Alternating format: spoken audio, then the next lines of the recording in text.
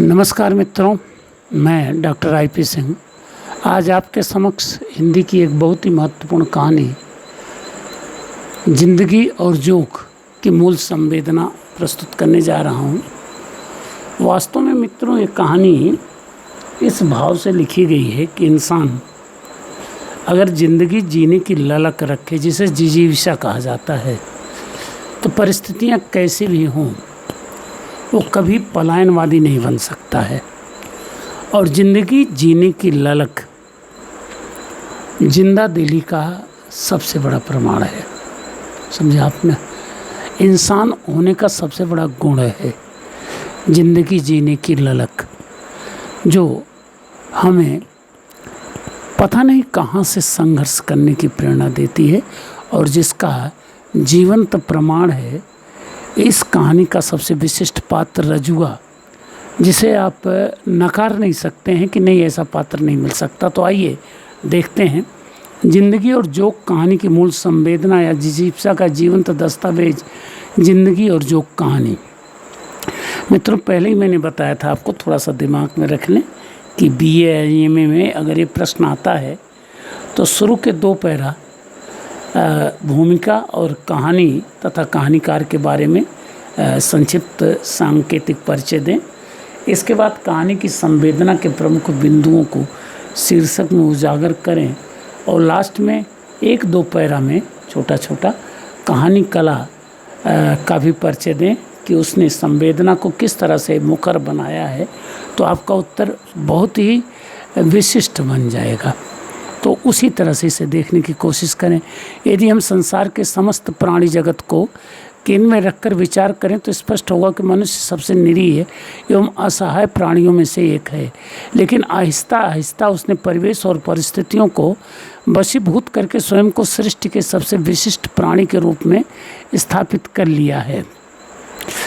इस सफलता के मूल में उसकी बौद्धिक क्षमता के साथ साथ अदम्य जिजीविषा का भी महत्वपूर्ण योगदान रहा है। गरीब या अमीर, संपन्न या विपन्न, सबल या निर्बल, सभी में जिजीविषा का यह तत्व निरंतर सक्रिय रहा है। नई कहानी के सशक्त हस्ताक्षर अमरकांत की कहानी जिंदगी और जोक उक्त यथार्थ का जीवंत दस्तावेज बन प्रस्तुत हुई है। मानक रूप में प्रस्तुत केंद्रीय पात्र रजुआ या गोपाल सर्वहारा होकर भी समाज के शोषण, भाग्य की विडंबना और निरंतर परिवर्तित होती परिस्थितियों के आघात प्रतिघात के मध्य जीवन की सारी रसमयता के निचुड़ जाने पर भी जिस प्रकार मृत्यु भय पर विजय प्राप्त करता है वो अभिनव है। उसके इस जीवन संघर्ष के मध्य निम्न मध्यम वर्गीय, नगरीय या कस्बाई परिवेश का भी जीवंत स्वरूप मुखर हुआ है। बस यह ध्यान रखें कि इस तरह से कि किस प्रकार शहर में जाते ही लोगों में स्वार्थ और शोषण की प्रवृत्ति प्रभावी हो जाती है, वो किस तरीके से आत्म केंद्रित हो जाते हैं, इसका एक परिचय मिलता है इसका। इसीलिए कहानी घृणा, उपेक्षा, निरर्थकता, यातना, संतरास आदि विसंगतियों से सम्मुखीन होते हुए भी मौत की भयावहता का तिरस्कार करने वाले रजुआ के जीवन संघर्ष की सफलता का विश्वसनीय ही नहीं, अविस्मरणीय दस्तावेज बन गई है। रजुआ के मानक के माध्यम से भारत के आम आदमी से संबद्ध संवेदना के अनेक संदर्भों एवं प्रसंगों को आत्मसात कर मुखर होने वाली इस कहानी के कुछ प्रमुख बिंदुओं को निम्नवत देखा जा सकता है। नंबर 1, शोषणवादी मानसिकता का यथार्थ। समता, समानता या समाजवाद प्रभृति आदर्शवादी नारे भले ही निरंतर लगते रहे हैं, किंतु सत्य यही है कि समाज में आर्थिक विसंगतियों या स्तर भेद सदैव विद्यमान रहे हैं। संपन्न एवं सक्षम वर्ग विपन्न एवं निरीह वर्ग का निरंतर शोषण करते रहे हैं। विसंगति यह भी रही है कि ऐसा वे अधिकार की भावना के साथ करते रहे हैं। इसीलिए उनकी अमानवीयता या संवेदन शून्यता कभी भी उनके लिए लज्जा शर्म या संकुचन का कारण नहीं बनी। उनके इस आचरण को देख दूसरे लोग भी अपनी सामर्थ्य के अनुसार अभागे लोगों की मजबूरी का यथा अवसर लाभ उठाते रहे। इसी प्रवृत्ति को भारती मनीषा ने मत्स्य न्याय कहा है। प्रस्तुत कहानी में शिवनाथ बाबू, जंगी, बरन की बहू तथा मोहल्ले वाले अन्य लोगों और रजुआ के माध्यम से इस यथार्थ को प्रभावित स्वरूप में प्रस्तुत किया गया है।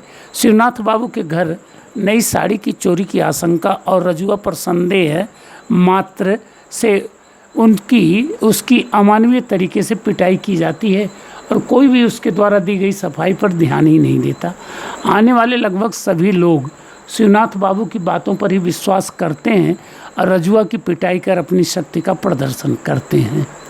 लेकिन यह पता लग जाने पर कि उनका आरोप झूठा था, शिवनाथ बाबू को अपने कृत्य के लिए किसी प्रकार का पश्चाताप नहीं होता, बल्कि जो कुछ भी हुआ उसके पक्ष में अनुचित तर्क देकर रजुआ के साथ वे व्यवहार का औचित्य सिद्ध करते हैं और अन्य सभी लोग भी उन्हें भला बुरा कहते हुए चुपचाप अपना रास्ता नाप लेते हैं। लेकिन ये ध्यान रखें, भला बुरा चुपचाप कहा गया है। कोई ऐसा व्यक्ति नहीं है जो सामने आकर के बोला हो, जबकि होना यह चाहिए था कि शिवनाथ बाबू को जलील न सही उनके उक्त अनुचित कृतित्व का एहसास तो करा ही दिया जाता।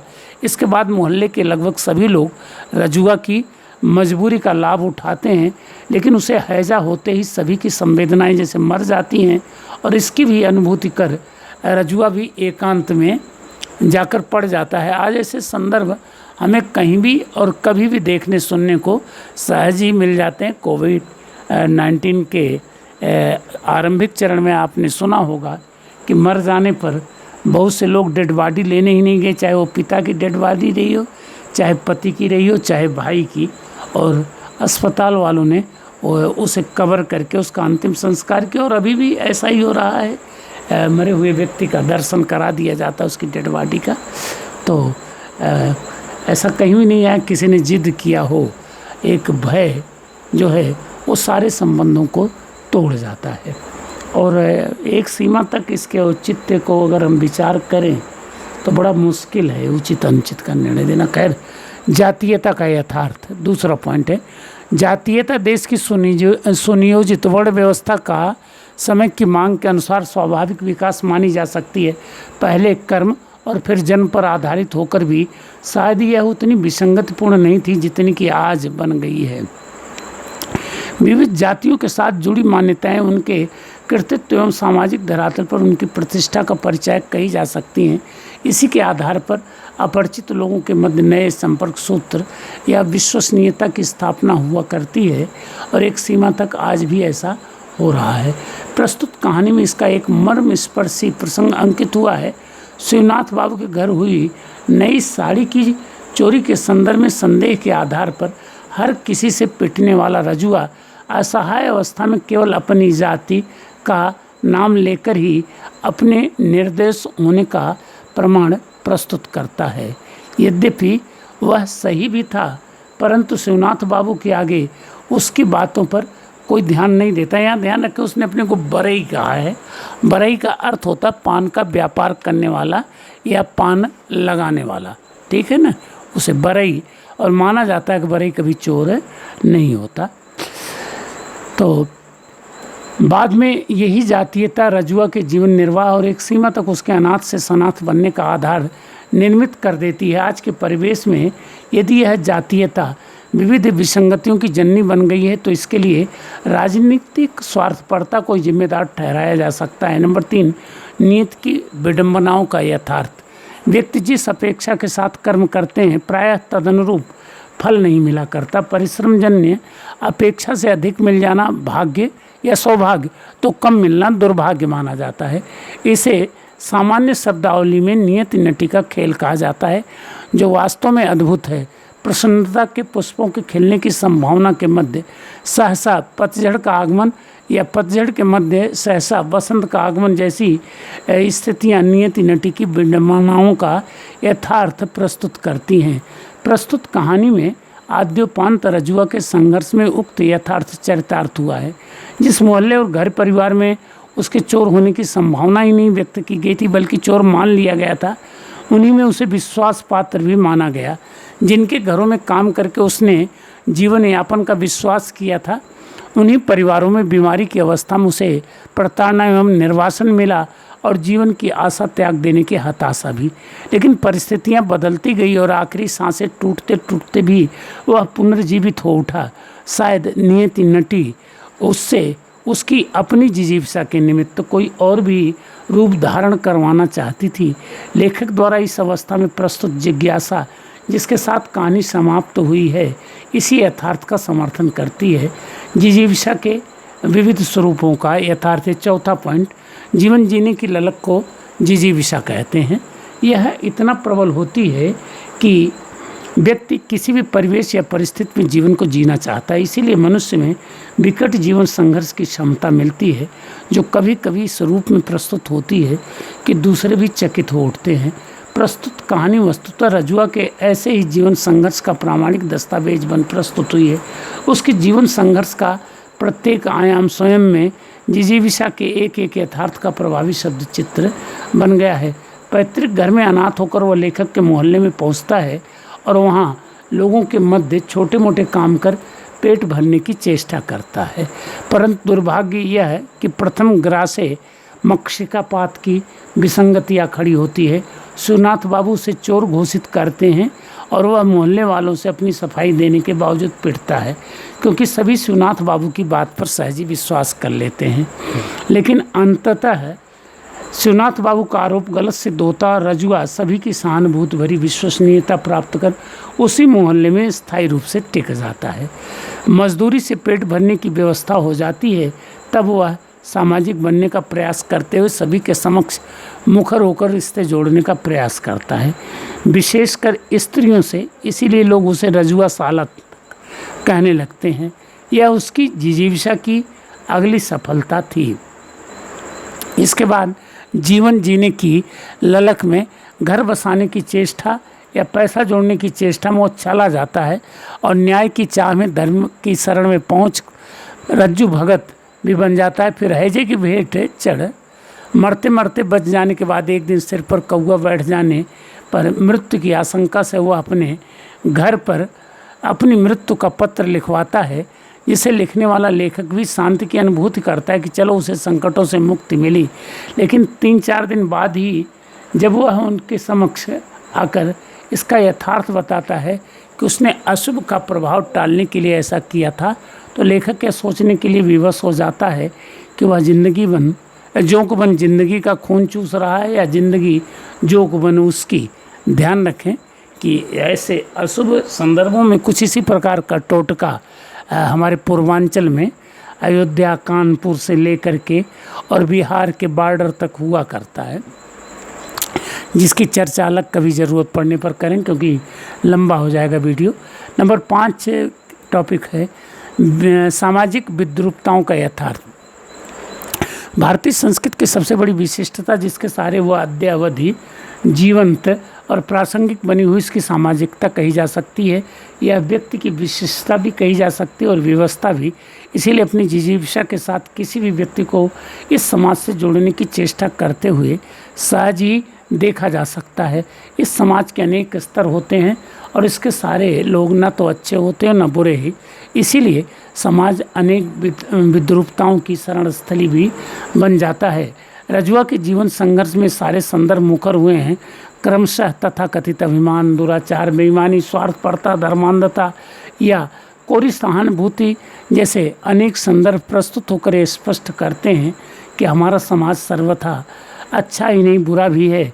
वस्तुतः इन्हीं बुराइयों के बीच से सकुशल गुजर जाने वाले लोग समाज में प्रतिष्ठा प्राप्त करते हैं। इसके साथ ही कहानी में प्रशासनिक व्यवस्था, धर्मांधता के विविध रूप, गरीबों का जीवन दर्शन जैसे अनेक संदर्भ मुखर हुए हैं। ये सभी इस कहानी को अभिनव स्वरूप प्रदान करते हैं। इसके लिए लेखक ने कहानी कला का भी अभिनव प्रयोग किया है। इसकी कथा वस्तु के अनेक आयाम हैं, इसीलिए इसमें भारतीय जीवन के लगभग सभी विशिष्ट संदर्भ, धर्म, समाज, अर्थव्यवस्था, राजनीति, शिक्षा, मनोविज्ञान एवं द्वंद्व मिल जाते हैं। लेकिन कहानी मूलतः सामाजिक आर्थिक संदर्भों पर आधारित कही जा सकती है।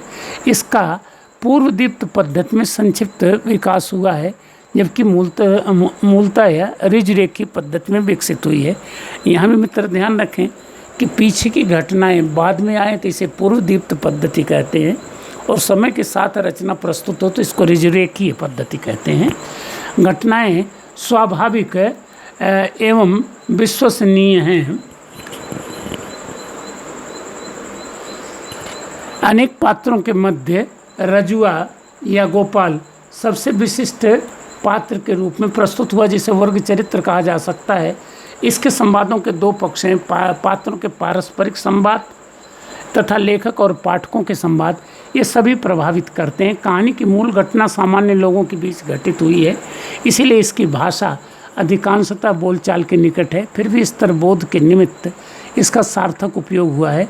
शैली के रूप में यथावसर विवरण, वर्णन, भाव और विचार के साथ साथ आत्मकथात्मक एवं हास्य व्यंग्य की शैली प्रयुक्त हुई है। कहानी की मूल घटना आज़ाद भारत के किसी कस्बे, नगर या महानगर में घटित प्रतीत होती है, परंतु संवेदना के धरातल पर इसे देश काल की सीमा से मुक्त कहा जा सकता है। इसका वातावरण परिवेश की मांग के अनुसार कभी गंभीर तो कभी मर्मस्पर्शी बन गया है। कहानी का मूल उद्देश्य रजुआ को केंद्र में रखकर एक सर्वहारा व्यक्ति के माध्यम से मनुष्य मात्र की जिजीविषा के विविध पहलुओं का अवलोकन कराना या परिचय कराना माना जा सकता है। तो जो मर्मस्पर्शी बन गया है, इस प्रकार निष्कर्षतः यह कह सकते हैं कि यह कहानी मूल संवेदना की दृष्टि से जितनी प्रभावी है, लेखक ने शिल्प का भी उतना ही सार्थक उपयोग किया है। इसीलिए कहानी पाठकों की स्मृति में स्थान पाने में सक्षम है, क्योंकि रजुआ का संघर्ष सहज ही उनकी संवेदनशील सहानुभूति प्राप्त कर लेता है, ये सुनिश्चित है। तो मित्रों, आपके बीच एक और कहानी की मैंने मूल संवेदना प्रस्तुत की। आशा है कि आपको पसंद आएगी। अच्छी लगे तो लाइक करें, सब्सक्राइब करें और अपने मित्रों को भी सूचना दें। अगले जो वीडियो मैं प्रस्तुत करना चाहता हूँ, वो कोशिश है मेरी BA पार्ट 3 के बच्चे जो पेपर देने जा रहे हैं उनके लिए 1-2 निबंध प्रस्तुत करूं, जिससे वो सीख सकें कि निबंध का उत्तर कैसे देते हैं। Thank you.